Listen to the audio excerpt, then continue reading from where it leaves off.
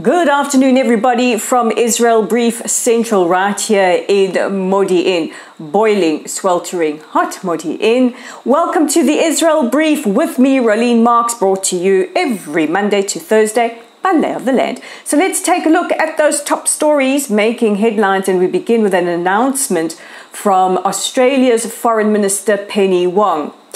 It has been reported in the Guardian newspaper that the Foreign Minister says that Australia will revert back to referring to the disputed Palestinian territories as occupied territories. Now, Australia have been one of the few countries to actually refer to the territories that are disputed as, in fact, disputed territories. This is how they are legally defined under the law. Wong went on to say that this goes to show Australia strengthening their stance against the settlements. They say settlements are illegal under international law and are an obstacle to peace. Nowhere in her statement does she mention Palestinian incitement. And in fact, if you do read international law, the area is technically classed as disputed. Wong went on to say that they are gravely concerned about growing trends which present obstacles to peace with the Palestinians.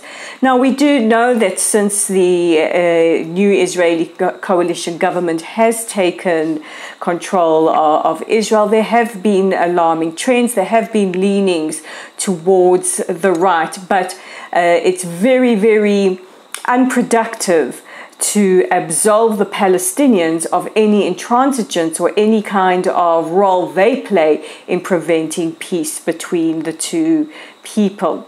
The Zionist Federation of Australia and the Executive Council of Australian Jewry released their statement saying that the decision by the government is inaccurate, ahistorical, and counterproductive.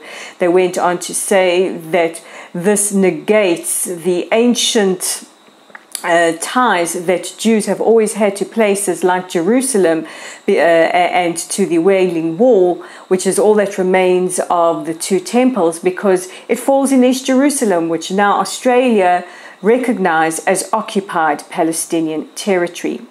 Meanwhile, Australia's Labour Party, which is actually the ruling party in government, are expected to vote to recognize a Palestinian state in their upcoming conference. Israeli fire and rescue services under the command of the Israeli Police Fire and Rescue have left for Limassol in Cyprus to battle wildfires.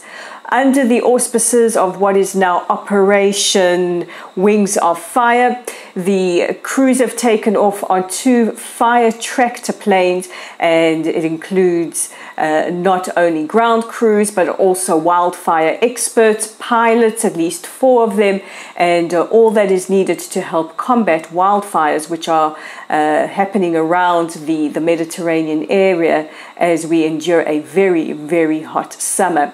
Now, just last month, firefighting crews and planes took off from Israel to Greece to help with wildfires on the island of Rhodos. According to the Israeli Democracy Index, at least 2/3 of the country believe that Israel is currently in a state of emergency. Now, this goes as, or this is taken as further divisions grow in society as Israel becomes very polarized as a result of some of the decisions taken by the coalition government, as well as the proposed judicial reforms. The Israel Voice Index, which is released on a monthly basis, has found that at least 2/3 of the voters believe that Israel is in a state of emergency. That is 58% of them, and 1/3 believe that it is not. The 1/3 is attributed to individuals who largely voted for coalition government parties. And finally, she's our unicorn. We think she's fantastic, and even if she didn't win Eurovision, she certainly won our hearts. Noa Kirel is slated to perform at Madison Square Gardens in New York in June 2024. 4. So New Yorkers and anyone who wants to be in New York at that time, make sure you book your ticket now. And yesterday there was a wonderful surprise for Noa Kirel when Olympic gold medalist and gymnast Simone Biles made her re-entry into gymnastics, performing a flawless routine to the tune of Unicorn.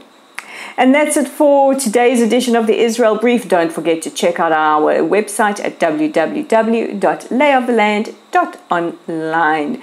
If you want to write articles for Lay of the Land, we welcome all opinions. Please be in touch with us via our website or our Facebook page. Hey, you might disagree with some of the articles that have been published, and you have every right to write your own rebuttal. We are also on Facebook at Lottel's site, on YouTube at the Israel Brief. You guys know what to do. Click that red subscribe button, like, share. I don't need to tell you these things. You guys know exactly what to do. And we're on Twitter at Lay of the Land 5. I'm Rolene Marks, melting under the heat, and I'll catch you again for the Hump Day edition of the Israel Brief tomorrow.